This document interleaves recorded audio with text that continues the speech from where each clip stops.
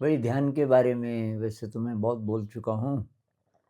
मेरे live section में आप जाएँगे तो 20 से कुछ ज़्यादा वीडियोज़ हैं गाइडेड मेडिटेशन के।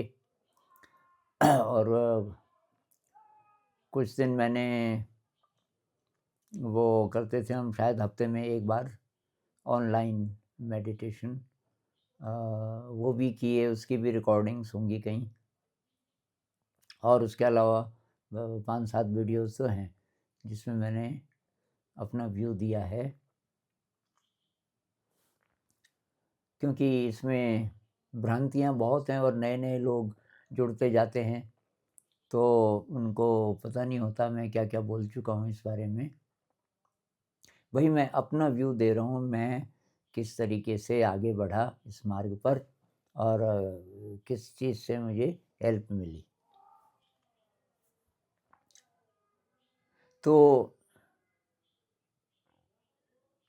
बचपन में कक्षा 8 तक की उम्र तक मेरा विश्वास था देवी-देवताओं में और ये जो पर्सनलाइज़्ड गॉड्स हैं, मतलब जिसमें कि कोई शक्ल सूरत है, कोई नाम है परमात्मा का, ये इस सब से मेरा विश्वास उठ गया था।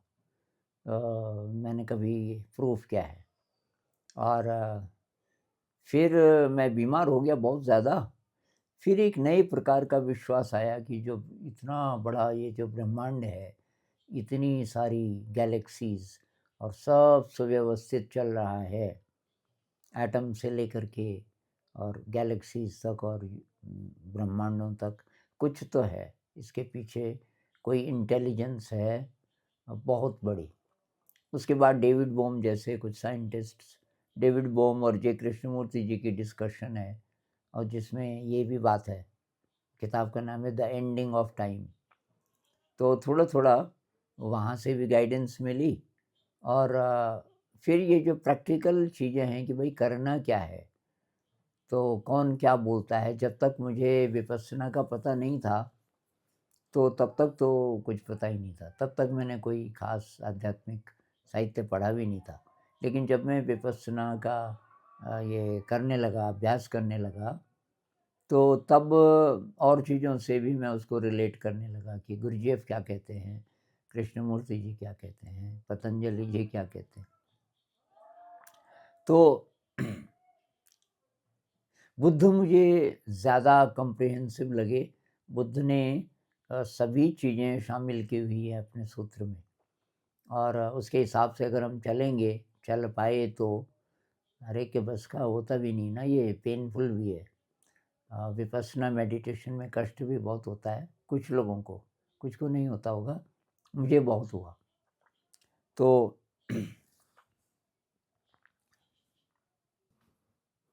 तो ये जो सतिपट्ठान सूत्र है बुद्ध का, उसमें जो फर्स्ट हाफ है वो 4 प्रकार से बोलते हैं, 4 प्रकार से प्रैक्टिस करो। तो कायानुपस्सना और वेदनानुपस्सना, ये जो 2 हैं, ये शरीर के साथ ज़्यादा काम करने की बात करते हैं और एक तरीके से इसका कुछ हिस्सा थेरेपी टाइप का भी है। मतलब ये शरीर को तैयार करते हैं और उसमें तब थोड़ा-सा एफ़र्ट है, थोड़ा-सा मैकेनिकल भी हो सकता है। उसमें है क्या कि साँस को महसूस करो, लगातार नेचुरल ब्रेथ को। और तो इसमें तो वैसे कोई एफ़र्ट नहीं है, लेकिन साँस को महसूस करते अगर शरीर में कष्ट महसूस होने लगे, तब ज़रा मुश्किल आने लगती है। उसके बाद वो कहते हैं कि शरीर में जो संवेदना है उसको महसूस करो। शरीर में कैसा-कैसा महसूस हो रहा है। ये वाला ज़रा ज़्यादा मुश्किल पड़ता है बहुत लोगों को, क्योंकि जैसे ही आप शरीर के अलग-अलग अंगों पे ध्यान लगाते हो, तो वो जो संवेदना है बहुत कष्टकारक भी हो सकती है। अब कुछ लोगों की टेंडेंसी है कि कष्ट नहीं होना चाहिए। भई कष्ट से अगर इंसान बचता तो हम तो गुफ़ा में ही होते।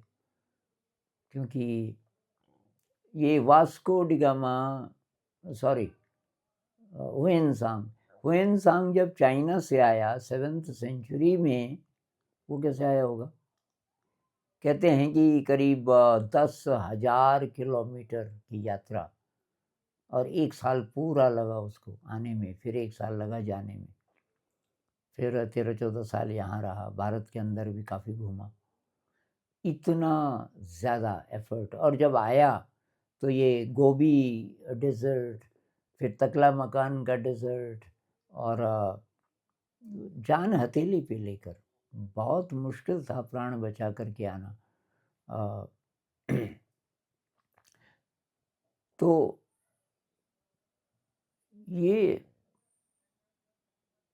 कब आपको लगेगा कि चाहे कितना भी कष्ट हो, मुझे ये ट्राई करना है, जब आप कन्विंस्ड हो जाएँ कि ये सही रास्ता है। मैं कैसे कन्विंस्ड हो गया, मैंने कहा यार ये कष्ट होता है जब हम ध्यान में बैठते हैं। मैं ध्यान से जब उठ जाता था तब कष्ट गायब। ध्यान में जैसे ही बैठता था और शरीर को महसूस करने लगता था, तब बहुत ज़्यादा कष्ट। तो मैंने कहा इसका मतलब है कि ये जो बैठ कर के मैं ध्यान लगा रहा हूँ, उससे कुछ हो रहा है मेरे नर्वस सिस्टम में, मेरे इम्यून सिस्टम में, मतलब शरीर के अंदर कुछ उथल-पुथल हो रही है, तो ये रीबिल्डिंग का काम चल रहा है। मेरा जो बॉडी माइंड है, वो दोबारा से बन रहा है, रिन्यूअल हो रहा है उसका। ये हर बार मुझे लगता था, और ये बात भी सच भी है साइंटिफिकली भी। तो ये मुझे उस समय ऐसा लग गया था कि बैठ के ही होता है ये, वैसे नहीं होता, ध्यान में ही बैठ के होता है। इसका मतलब ध्यान की एनर्जी कुछ कर रही है, कुछ हो रहा है। दर्द का मतलब है कि कुछ एक्शन हो रहा है। तो और ये मुझे पता था कि ये जो भी हो रहा है ये अच्छा ही हो रहा है। कितना भी डर भी लगा, लेकिन मैंने छोड़ा नहीं। मैंने कहा नहीं। तो इसमें बेसिकली तो यही है, साँस को महसूस करो, उसके बाद शरीर को महसूस करो, शरीर में जो संवेदना है उसको महसूस करो। लेकिन बुद्ध कहते हैं हर समय बैठने की बात वो केवल आधे पेज में करते हैं शुरू में। फिर वो कहते हैं कि शरीर बैठा है, लेटा है, चल रहा है, काम कर रहा है, उसे महसूस करते रहो। तो साँस ही को आप कई तरीके से महसूस कर सकते हो। एक तो प्योर ब्रेथ, दूसरा साँस के साथ मन में कोई विचार है क्या? साँस अंदर जा रही है, बाहर निकल रही है। विशुद्ध साँस है कि विचार युक्त है। विचार युक्त है तो कैसा विचार है? तो ये साँस और संवेदना, उसी प्रकार से शरीर को महसूस करते हुए आप मन को भी महसूस कर सकते हैं, धीरे-धीरे। बाद में बुद्ध आते हैं मन पे, और उसके भी 2 पार्ट्स हैं, चित्तानुपස්සना और धम्मानुपස්සना। लेकिन हम इकट्ठा करके देखें तो बेसिकली वो बातें कर रहे हैं स्टेट ऑफ माइंड। आपका स्टेट कैसा है इस समय, मन कैसा है? फ़ोकस्ड है कि मन बिखरा हुआ है, कि मन में अ, कोई इमोशन है डोमिनेंट, कोई गुस्सा है, कोई खीज है, कोई आक्रोश है, कोई कोई राग है, किसी की याद आ रही है अच्छी-अच्छी वाली, तो मतलब अटैचमेंट वाली, राग है कि द्वेष है कि क्या है, ये तो हो गया स्टेट। और फिर धम्मानुपස්සना में इसी बात को और बारीकी से वो बोलते हैं, मतलब क्या आ रहा है, क्या जा रहा है, यही कृष्णमूर्ति जी बोलते हैं। लेकिन कृष्णमूर्ति जी बॉडी अवेयरनेस की बात नहीं करते कि शरीर को भी महसूस करो, ऐसा नहीं बोलते। वो बोलते हैं सीधे मन को महसूस करो, मन में क्या चल रहा है। सीधे बैठने की बात कृष्णमूर्ति जी भी करते हैं। कहते हैं जब आप सीधे बैठते हो तो आपका ब्लड सर्कुलेशन अच्छा रहता है। आपके ब्रेन में ज़्यादा ब्लड जाता है जब स्पाइन सीधी होती है, ऐसा बोलते हैं कृष्णमूर्ति जी। ये रिकॉर्डेड है। अ, आप इंटरनेट में भी देख सकते हैं। वो ऐसा नहीं है, कुछ लोग कहते हैं ना कि वो ध्यान के खिलाफ थे। वो मैकेनिकल ध्यान के खिलाफ थे, जिसमें कि हम किसी शायद बड़ी पावर का ध्यान करते हैं, किसी इष्ट देवता का इत्यादि इत्यादि हो सकता है, वो अलग बात है, लेकिन वो बैठने की बात करते हैं। अब गुरजीएफ मन की बात नहीं करते ज़्यादा, गुरजीएफ बात करते हैं शरीर की, और शरीर में मांसपेशियाँ, और शरीर के मूवमेंट्स इसको महसूस करो। लेकिन बुद्ध इस सब की बात करते हैं। लेकिन ये अभी पूरी बात नहीं हुई। पूरी बात के लिए शील और पारमिताएं, इनका भी ध्यान रखना जरूरी है। तो अब आ गया समाज। जब हम शील की बात करते हैं, बुद्ध ये नहीं कहते गुफा में बैठ के ध्यान करो। प्रैक्टिस के लिए शुरू में ठीक है, एकांत में चले जाओ, शुरुआत तो यहीं से करते हैं।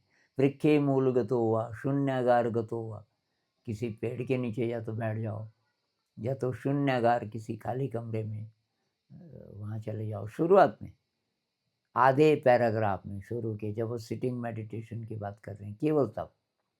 उसके बाद वो कहते हैं शरीर किसी भी अवस्था में है, कुछ भी कर रहा है। और जब शील की बात करते हैं, हिंसा नहीं करनी, चोरी नहीं करनी, व्यभिचार नहीं करना, झूठ नहीं बोलना, यहाँ समाज आ गया। अकेले हो तो झूठ किसके साथ बोलोगे? तो समाज के साथ, दूसरे लोगों के साथ कैसा इंटरैक्शन करना है। अब दूसरे एंगल से कहें तो ध्यान का मतलब है वर्तमान क्षण में जीना। तो वर्तमान क्षण में जीने के लिए बाधा क्या है कि भाई ये मन है, ये सोचता रहता है। तो क्या सोचता है? पीछे की बात, आगे की बात, क्यों सोचता है? जब आपकी अवेयरनेस बढ़ेगी तो ये बारीक बारीक चीज़ें समझ में आएंगी कि पास्ट की क्या चीज़ें हम सोचते हैं। तो जिसका रेजिड्यू रह गया, हिसाब किताब कुछ रह गया। जैसे किसी से प्यार हुआ लेकिन बोल नहीं पाए, अब कल उसकी शादी हो गई, अब वो बात बार बार बार मन में आ रही है। तो ये समझ आ जाता है कि ये इच्छा के कारण आ रही है, कि मुझे उसे प्राप्त करने की इच्छा थी इत्यादि।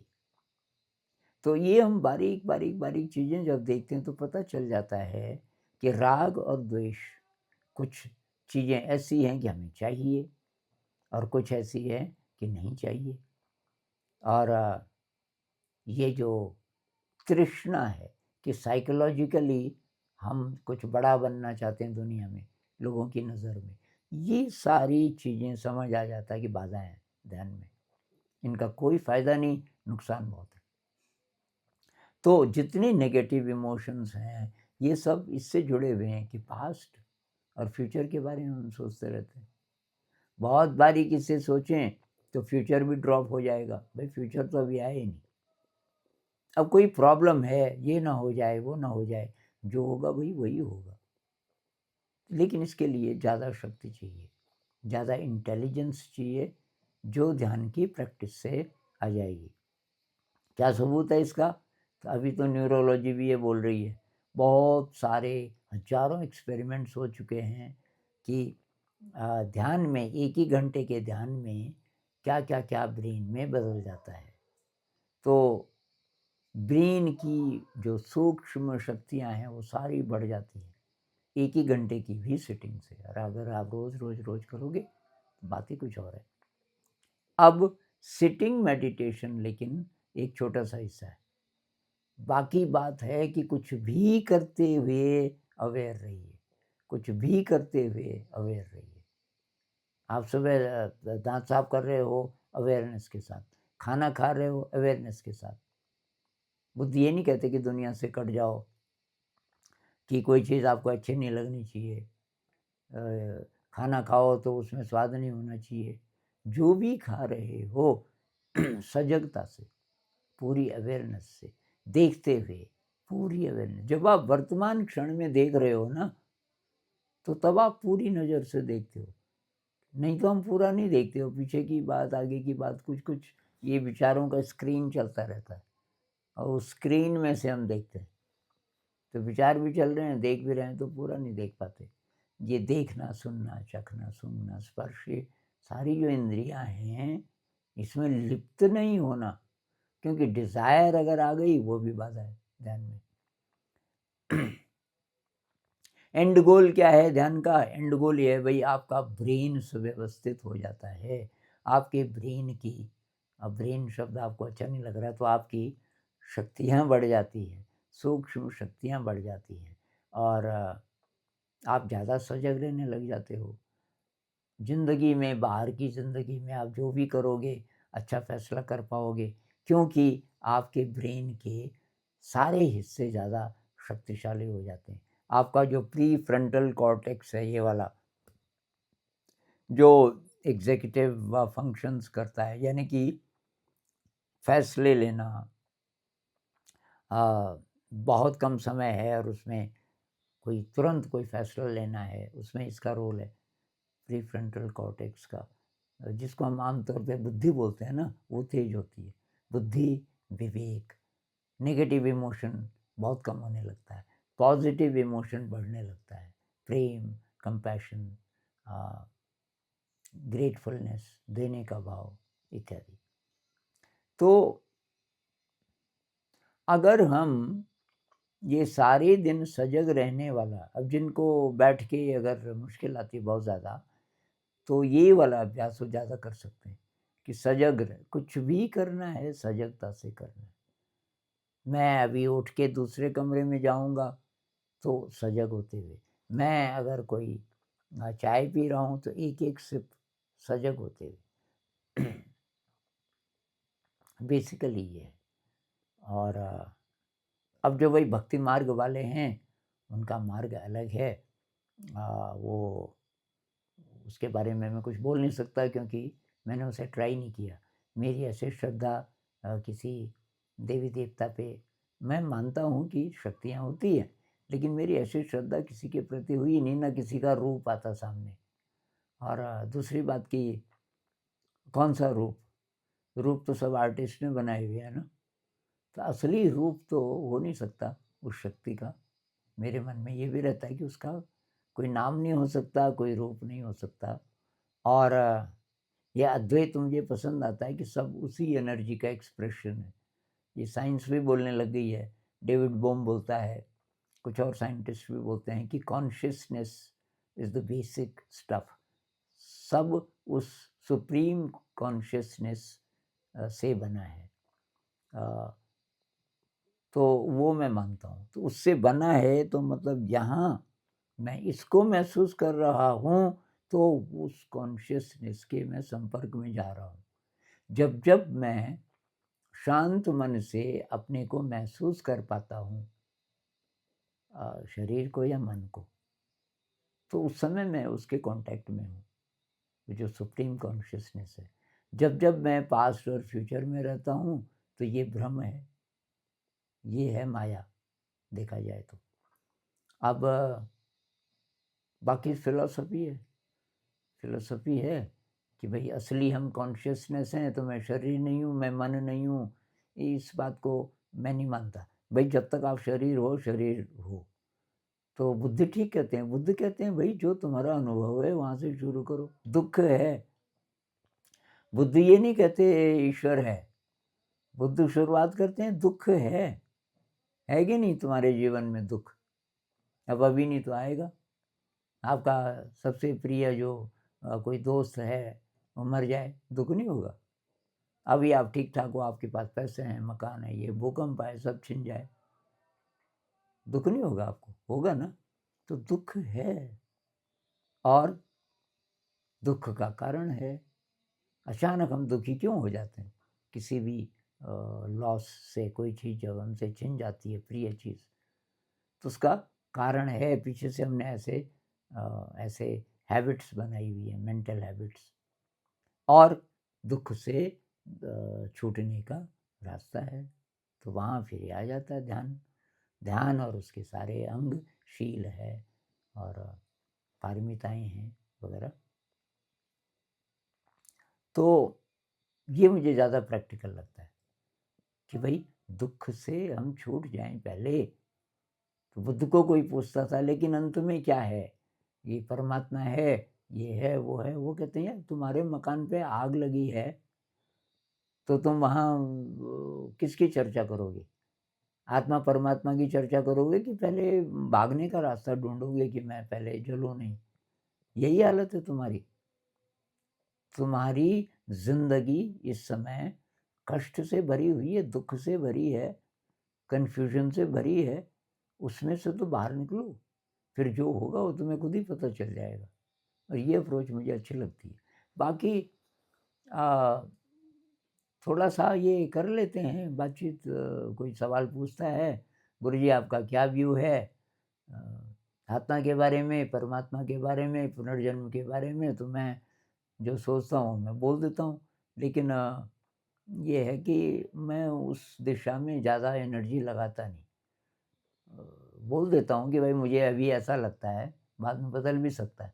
मुझे कोई और अनुभव होगा तो अभी मैं जो बोल रहा हूँ, वो अभी का जो मेरा अनुभव है, कुछ वैज्ञानिक लोगों से लिया, कुछ कहीं और से लिया, और ब्लाइंडली मैं वही फ़ॉलो करता नहीं, किसी चीज़ को नहीं, किसी धर्म ग्रंथ को नहीं, और लेकिन विरोध भी नहीं करता। हो सकता है मैं वही उसको ज़रा अपनी नज़र से देखूँगा। फ़िलहाल मुझे जो रेलेवेंट लग रहा है, और कुछ-कुछ चीज़ें जो मेरे मन में आती हैं कि ऐसा हो सकता है। जैसे डेविड बोहम का व्यू मुझे काफ़ी अभी सही लगता है, और वो वेदांत से भी मिलता है कुछ-कुछ। लेकिन उसकी ज़रूरत नहीं है। अल्टीमेटली क्या होगा, हम कहाँ जाएँगे, तो क्या ज़रूरत है? जहाँ भी जाएँगे, जाएँगे। अभी तो ये है कि मैं आज अपनी ज़िंदगी को कैसे सार्थक बनाऊँ। तो हमें चाहिए क्या? भाई मैं खुश रहना चाहता हूँ। मैं मेरे आस-पास जो लोग हैं, मैं चाहता हूँ कि वो भी खुश रहें। मेरी इच्छा होती है मैं उनके लिए कुछ करूँ, कुछ अच्छा करूँ। किसी के चेहरे पे कोई रो रहा था, मुस्कुराहट आ गई आपके कुछ करने से, तो बहुत ज़्यादा खुशी मिलती है। तो खुशी तब मिलती है जब हम दूसरों के लिए कुछ करते हैं, ये बात समझ आती है। अपने ही स्वार्थ के लिए भी हमें अ, दूसरों के लिए कुछ सेवा का काम करना चाहिए। अ, तो तब ये बात समझ आती है। बुद्ध जितनी बातें करते हैं, कंपैशन, गिविंग, देने का भाव, और ये जितनी बातें हैं ना, फॉरगिवनेस वगैरह-वगैरह, ये सब अच्छा महसूस कराते हैं आपको। या कबीर कहते हैं, कबीरा आप ठगाइए और न ठगिए कोई, किसी को चीट मत करो। कोई आपको चीट कर दे कोई बात नहीं, तो ज़्यादा एनर्जी जब होती है तो ये बात समझ आती है। भई किसी ने आपको चीट किया, वो बेचारे की ज़रूरत रही होगी, आपको ठग दिया, थोड़ा-सा पैसे ज़्यादा ले लिए, तो कोई बात नहीं, उसका भला हो। ये कब होगा? जब बहुत हाई एनर्जी होगी। तो भई ध्यान का मतलब सजगता बढ़ाइए। अ, सजगता बढ़ाएँगे तो इसको ड्रॉप करते जाइए। पास्ट और फ्यूचर का कुछ भी चले, उसको ड्रॉप करते जाइए। किसी फ़िलॉसफ़ी में ज़्यादा मत उलझिए, थोड़ा बहुत ठीक है, लेकिन उसको पक्का सही मत मानिए। हाँ, किसी ने मुझे पूछा कि क्या सबूत है पुनर्जन्म का? अरे मैंने कहा यार सबूत तो कभी हो भी नहीं सकता, क्योंकि कोई ऐसा भी आदमी मिले जो बोले कि मैं देख चुका हूँ अपने पिछले जन्म को, तब भी क्या सबूत है? पहले तो क्या सबूत है कि वो सच बोल रहा है, हम कैसे मान लें? और वो बोल भी रहा है तो तब भी हम ये सोच सकते हैं भाई तेरे मन का वहम होगा, सपना जैसा हुआ होगा, कोई नहीं दे सकता इसका सबूत। लेकिन आपको कोई ऐसा एक्सपीरियंस हो जाए बहुत कन्विंसिंग कि यार ये क्या था? तो तब अलग बात है, तो तब भी वो केवल आपका विश्वास होगा, औरों को आप नहीं बता सकते। तो इन चीज़ों में बहुत ज़्यादा उलझने की ज़रूरत नहीं है। ज़रूरत है कि हम अपनी ज़िंदगी को थोड़ा सँवारें, और वो तब होगा कि जब वो सारे अच्छे काम हम जीवन में अपनाएँ, जो संत लोग कहते हैं, और जो शील में आता है। हम ध्यान से अपनी शक्ति बढ़ाएँ, हम पॉज़िटिव रहें, हम अपने लिए बहुत धन, साधन, ऐश-आराम इत्यादि ना जुटाएँ, इत्यादि। तो अभी तो इतना, ये बहुत विराट विषय है, लेकिन मेरे ख़्याल से मुख्य बात आ गई। नमस्कार।